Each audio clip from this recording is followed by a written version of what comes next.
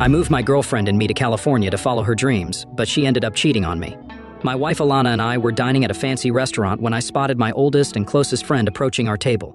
I discreetly informed my wife about it, mentioning that Taryn Landis was coming over. I reminded her that he had been my best friend since 2nd grade, but advised her to be cautious around him given his reputation as a ladies' man. Thankfully, Alana replied softly, assuring me that she would be fine. I then asked her about Taryn, noting that he was the wealthy friend I had mentioned before. I nodded in her direction and rose to greet Taryn, who embraced me tightly, though the gesture felt a bit awkward in such a public place. Taryn expressed his joy at seeing me again, mentioning that it had been a while since we hung out. He seemed to have a particular interest in Alana and inquired if she was my lovely wife. He also mentioned that he had sent a gift when we got married in Singapore, hoping we enjoyed it. Alana, quite excited, brought up the pickup truck he had gifted me and offered a hug. I introduced her to Taryn, explaining their connection. Taryn then politely but firmly pulled me aside to embrace Alana. In her usual outgoing manner, Alana commented on his tall and handsome appearance and hugged him for a bit longer than I thought was suitable for a married woman. Curious about Terrence's presence in Daytona, I asked why he was there. Taryn explained that he had purchased a condo in the Dunes and was currently renovating it. He mentioned that he was staying at a local hotel and had come to the restaurant for dinner alone. Alana, always inquisitive, remarked on his condo purchase, expressing her surprise that he was renovating it since the condos were practically new. She couldn't fathom what needed changing. Taryn agreed with her, explaining that the bedrooms felt cramped to him, and he had taken the opportunity to buy a free penthouse. He planned to paint it and get new furniture. It was evident that Terrence was making an effort to impress Alana, who was particularly materialistic. Despite my decent income and savings, she seemed determined to spend us into financial trouble. We were celebrating our 3rd anniversary, but her attention was primarily on Taryn, which didn't escape the notice of onlookers who looked at me sympathetically. I suggested that we focus on each other again as the waiter brought our food. Alana didn't argue but intensified her focus on our steaks. Alana insisted that Terrence should join us, as my best friend was also her friend. Terrence hesitated, mentioning that he didn't want to intrude on our romantic dinner. However, Alana quickly intervened, instructing the waiter to set the table for Taryn, who was joining us for dinner. The waiter swiftly attended to it, and in no time, Taryn was seated at our table, dominating the conversation. I managed to win a game of solitaire on my phone, while he and Alana chatted about various topics. I didn't pay much attention to their conversation until Alana addressed me. She suggested that we had 2 spare rooms and that we should invite Taryn to stay with us, allowing us to catch up. Although she mentioned he could try her home-cooked meals, I suspected she'd order expensive takeout from fancy restaurants instead. I was taken aback by her suggestion and had my doubts about whether Taryn would appreciate her cooking. My first wife, Helen, passed away after 22 years of marriage.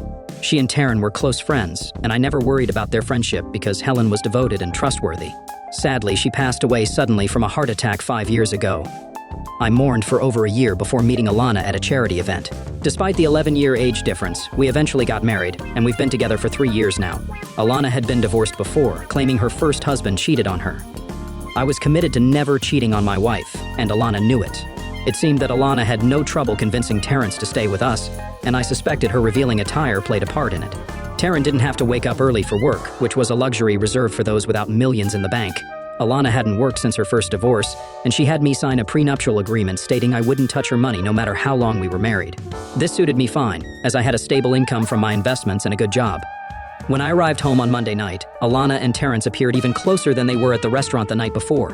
Dinner was prepared and exceptionally tasty, but I noticed the trash can filled with containers from a local restaurant.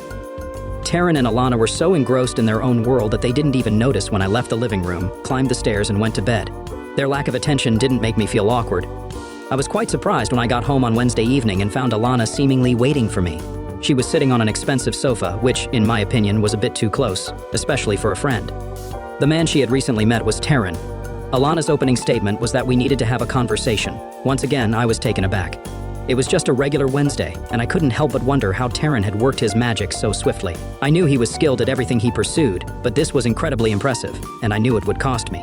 Alana explained that Terrence and I had discovered a strong connection, one we hadn't intended for but couldn't deny. She informed me that she was going to divorce me as soon as it was possible, and that she planned to marry Taryn. She requested that I not try to dissuade her, emphasizing that she wouldn't give up her home and half her savings just because I couldn't stay faithful and Terrence couldn't keep his actions in check. I responded with determination that surprised even myself, stating that I would fight her every step of the way. Alana, in response, expressed disdain and labeled my reaction as typical of someone who's insecure. She clarified that she didn't marry me for my money and didn't want it when we divorced. Both Taryn and Alana believed that the divorce process would be smoother if she left with the money she brought into the marriage. She demanded to know if this was enough incentive for a quick divorce. In a sly manner, I replied, asking her where she wanted me to sign, knowing that money meant more to her than to me. Alana insisted that she would spend the next few nights with Taryn while they waited for his apartment to be painted, and she made it clear that she didn't want to hear any complaints, whining, crying, or grumbling. I simply nodded and turned, heading to the nearest bar. It's incredible how quickly a divorce can proceed through the legal process when all three parties involved are motivated, especially when one of them is quite wealthy. A few months later, I was a single man once more. The weekend after the divorce was finalized, I returned to the same restaurant where I had first met Alana and found Taryn sitting at a two-person table. I walked over and joined him. Taryn wondered whether he should publicly praise me or wait for a more private setting. I expressed my lack of composure, suggesting that I didn't understand how he could be so cheerful. I mentioned that he shouldn't have proposed to Alana, as she could potentially come after him for various reasons like infidelity, breach of contract, outright deception, or just being rude. Taryn, in his usual calm manner, assured me that such things wouldn't happen. He suggested that I wasn't seeing the big picture and encouraged me to enlighten him. He also mentioned that he knew Alana and described her as stubborn, vengeful, and quite cunning. I asked Terrence with a chuckle whether he had felt differently when he proposed to her. I asked him to consider what the final straw was that made him decide to get rid of her. I admitted that I wasn't entirely sure, but I mentioned that it might have had something to do with the fact that her personal trainer was seeing her 3 times a week, and for some reason, it bothered me. I explained that the thought of filing for divorce, even for infidelity, was unappealing because she would have received half of everything plus alimony. I added that this was why I had turned to him for help, expressing my surprise at his ability to persuade her to ask for a divorce by Wednesday. I commented that it was incredible and noted that his persuasive skills must have improved over the years. Terrence confessed that it had more to do with how his portfolio had grown over the years. He explained that once she realized how much money he had, she was able to seduce him instantly. He admitted that he would miss her in bed and mentioned that making love to my wife had been one of the highlights of his life. I said, seriously? That her unique talent drew me into this whole scheme? I acknowledged that Terrence did an excellent job freeing me from that money-hungry woman, but I wondered why he didn't care about how she'd react to being left without ever getting married. I suggested she might figure out the entire plan, given her conniving nature and cleverness. Terrence explained that he had the big picture in mind when he gave Alana a weekend at the Ritz, complete with a spa day, as an engagement gift. I retorted, calling him a fool and reminding him that Alana's personal trainer was now a masseuse at the Ritz, raising the possibility that she might have run into him. Taryn admitted that he had booked the spa for her and shared that he had visited her the previous night to see how delighted she was with his gift. He mentioned that he had a key to the room and that his phone was set up for video. I processed the situation and inquired if she had been with her former personal trainer, asking if there was a video and if she had cheated on him. I wondered if Taryn had been upset enough to call off the engagement. Terrence replied with a grin, stating that Alana was devastated by his unyielding stance, and it was the first time she'd ever done something like that. He assured me that it wouldn't happen again. I mentioned that I was on the same page as her and not being affected by the situation. Currently, Alana was out shopping, giving back the gifts I had given her, and there were tears and angry words involved. Taryn added with a big grin that I owed him dinner for convincing her to say she wanted a divorce on Wednesday. I acknowledged his efforts, saying he had saved me a lot of money and that I'd love to treat him to dinner because he had always had my back, unlike Alana, who didn't understand what real friendship meant. Story 2. I'm Frank Grimes, and my wife is Peggy. We've been married for 2 decades and have 2 children, Mike and Emma. I'm returning home after dropping off Emma at university, and I'm looking forward to discussing my wife's affairs over the past 12 years. Her latest affair is the most serious, and now that our kids are gone, she wants to leave me for her lover. As I turn onto our street, I spot our house with the lights on, indicating she's home. I pull into the driveway, get out of the car, open the front door, and walk in. My wife sits on the couch looking somewhat anxious, though I've never even raised my voice at her, let alone my hand. She glances at me and then at the 2 suitcases near the door. I focus on them too. Peggy, were you planning to leave with Tom, or did you intend to tell me about him? I point to a note on the table with my wedding rings placed on it. Frank picks up the note, drops my rings on the floor, and reads it. Dear Frank, as you can see, I left you for another man. It doesn't matter who. I love him, and he loves me. We are going far away. Please don't try to find me. We had a good marriage and good times, but we've grown apart in recent years. It's time to say goodbye. Frank reads the note, smiles, and puts it in his briefcase. Then he turns to me and thanks me for the note, saying it will make things easier. He mentions a video of me with Tom in our bed, and I'm bewildered. Frank reveals that he's known about my affairs from the start and had me under surveillance. He shares that he got rid of my lovers to maintain a stable family for our children and avoid financial consequences in a divorce. Frank, let me share a little story with you. Back in elementary school, my closest friend was a boy named George Vennon. He was a small kid who often got picked on, but I'd always step in to protect him, even if it meant taking a beating myself. Eventually, the school realized that messing with him meant dealing with me, and they didn't like the consequences. Our friendship continued through college and remains intact today. George's mother, whose maiden name was Gambini, belonged to the same Gambini family associated with the East Side. She had a desire to distance herself from the family's illegal activities, so they sent him to a regular high school. In college, he pursued business and law as his majors, while I focused on business and accounting. Despite his mother's objections, he later joined the family business. As my investment firm prospered, I started handling their investments, which brought a sense of respectability to their financial endeavors. In return, I made a significant amount of money. George had always mentioned that he owed me a favor, and I eventually called in that favor when I learned about your professional tennis player. George assured me he could handle it, and soon that player was no longer a concern. I became concerned when she appeared ill, so I fetched a bowl from the kitchen. Similar situations arose with your second and third lovers. Once you got involved with them, I made sure that Mike and Emma had a mother. If you hadn't considered leaving me, they would still be alive, she inquired with tears streaming down her face. If it was my fault they were gone? I explained that I believed Tom was also deceased. However, I genuinely felt relief that she was leaving me for Tom. The kids were now in college and didn't need her. Tom was alive and waiting for her to join him. The look of relief on her face was quite something. Did she really think I'd confess to being rude to 3 men and let her off the hook? She asked why I hadn't simply let her go with Tom. I clarified that before she left, I wanted revenge. I reminded her of our little dog, Fifi, and how I always cared for her. The meat labeled, "For dogs only," in the freezer came from her previous partners after their demise. So every time I saw Fifi do her business, it reminded me that her partners were nothing more than garbage. But that wasn't all. Glute and thigh muscle made great steaks, and she had even commented on how tasty they were when I grilled them. I asked her to think about the last time she had them. This time, she actually threw up, but she missed the bowl on her dressing. I continued telling her that now she knew. I pressed speed dial on my disposable phone, and 2 burly men entered through the front door. I informed her that these gentlemen would ensure her rendezvous with Tom, and she could spend the rest of her life with him, knowing she was accountable for the souls of her lovers. I bid farewell to Peggy and expressed my hope that she would face the consequences. One of the 2 men grabbed Peggy's suitcases while the other escorted her to the waiting car. She didn't utter another word. As promised, they spent the rest of their lives together, driving in Tom's car for precisely as long as it took to reach the bottom of the old quarry, 10 miles out of town. Now they're all together in the same place, 1 cheating partner and 4 wife-stealing individuals.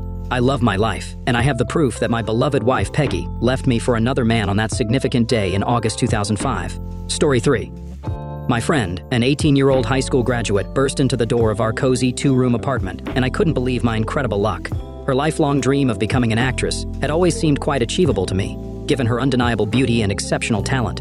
This was unsurprising, considering her vibrant cheerleading background and active involvement in various school drama productions throughout her school years. With her whole future ahead of her, the acting profession appeared to be a reachable reality. While my girlfriend had always been resolute about pursuing a career as an actress, I was still contemplating the direction of my own life. I wasn't particularly interested in college and was content working at McDonald's, allowing my girlfriend to take the lead. However, that day marked a turning point, filled with excitement. She shared the news that she had secured a minor role in a highly acclaimed blockbuster film. It was an incredible development, though she only had 2 lines to deliver. It felt like a monumental step toward fulfilling her dream. She explained that the lead role in this fantastic opportunity was being played by a regular customer from Hooters restaurant. After promising her a role and even booking a ticket to St. Vincent and the Grenadines, I unquestionably believed in the opportunity that had arisen. Despite my naivety, I refrained from asking how she had managed to land such an incredible chance. In the evening, we gathered with friends to celebrate this momentous occasion. Each moment brought us closer to the allure and grandeur of Hollywood. Eager to have me accompany her on this journey, she reached out to a mysterious sponsor who generously purchased a ticket for me as well. Her happiness was infectious, and I had never seen her so elated before. Upon arriving in St. Vincent and the Grenadines, we were met with opulence. Checking into a luxurious hotel for 4 days was a thrilling experience. While my girlfriend was occupied with her scenes for 2 of those days, I didn't mind. I made the most of the opportunity, soaking up the atmosphere of stunning beaches and basking in the warm sun. The remaining days felt like an uninterrupted vacation, filled with beach excursions, lively parties, and even encounters with celebrities involved in the film production. It was like a dream come true. All of this served as motivation that fueled our desire for the glamorous lifestyle that the film industry offered. Upon returning to Pennsylvania, we couldn't shake off the allure of that world. We knew that our path led to Los Angeles, where my friend could wholeheartedly pursue her dreams in the film industry. Her time in St. Vincent and the Grenadines had allowed her to forge valuable connections with influential individuals. Furthermore, she firmly believed that upon our return to Pennsylvania, we should use the $15,300 she earned to embark on this incredible journey. Using a portion of her earnings from the film, we managed to secure a modest apartment in Los Angeles. Brimming with hope and anticipation, we were stepping into a new chapter of our lives. Days turned into months, and my girlfriend faced the challenging task of securing significant film roles in this bustling city. Every morning, she woke up early and attended auditions in the hope of achieving a long-awaited breakthrough. Unfortunately, she mainly came across minor roles in local business advertisements that offered meager compensation, falling short of our expectations. As her earnings from the movie role began to dwindle, we found ourselves needing to invest in new clothing and photographs for auditions. Recognizing the need to support ourselves, I decided to take a job at a fast food restaurant. It may not have been glamorous, but it provided us with the opportunity to start earning money and sustain our livelihood. As our savings dwindled, I witnessed her hopes and dreams gradually fade in her eyes. Every evening, we returned home burdened by the weight of rejections and disappointments as she came face to face with the harsh realities and fierce competition of the film industry in Los Angeles. In our small Pennsylvania town, she had been considered the epitome of beauty, but in this sprawling city, beauty was commonplace. Months turned into nearly a year, and she still couldn't secure a substantial role for herself. The clothing she bought was now second-hand, and prospects for advancement seemed uncertain. Eventually, she took a job as a shopping mall model, a significant departure from our lofty aspirations. Nevertheless, it allowed, albeit with difficulty, for the bills to be paid. During this period, I found my own path in life as a fitness trainer. Balancing two jobs, one at a restaurant and the other training numerous clients, I aimed to provide stability and support our lives. We were consumed by individual pursuits, and as a result, we seldom found time for each other. Our dreams of success in the entertainment industry appeared to be slipping away, overshadowed by the demands of our busy lives. With each passing day, our dreams seemed to grow more distant. The unforgiving nature of the film and entertainment industry began to wear down my girlfriend's spirit, and I could only helplessly watch as she confronted the harsh reality that achieving success in Hollywood was far from the easy dream we had once envisioned. As time passed, her excessive spending drained our finances completely, and we began to struggle to make ends meet. I became increasingly frustrated with her for depleting our savings at an alarming rate. Finally, we managed to replenish our depleted savings. It happened unexpectedly when I was rummaging through her purse, searching for something, and stumbled upon a bundle of $1,500. Intrigued, I couldn't help but inquire about where she had obtained such a large sum of money. She appeared flustered, but explained that a photographer she met at the mall had invited her to take pictures at his lavish mansion. I couldn't resist asking why she hadn't mentioned it earlier, to which she replied that she had intended to but somehow forgot. Curiosity got the better of me, and I continued my questioning, wanting to ensure the legitimacy of her earnings.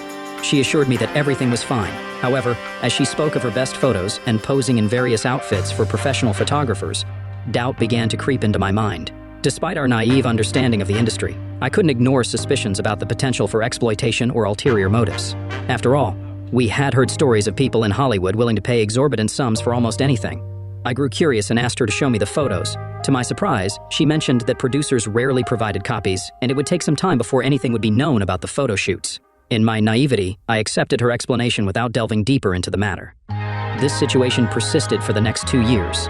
She frequently returned home late at night, attributing it to earning money by frequenting clubs and occupying VIP seats. She often claimed that her involvement in these projects was limited to gatherings in the VIP section. In other instances, she explained that some producers preferred conducting auditions and shooting scenes during the nighttime. However, as her nocturnal escapades became more frequent, a sense of unease settled within me.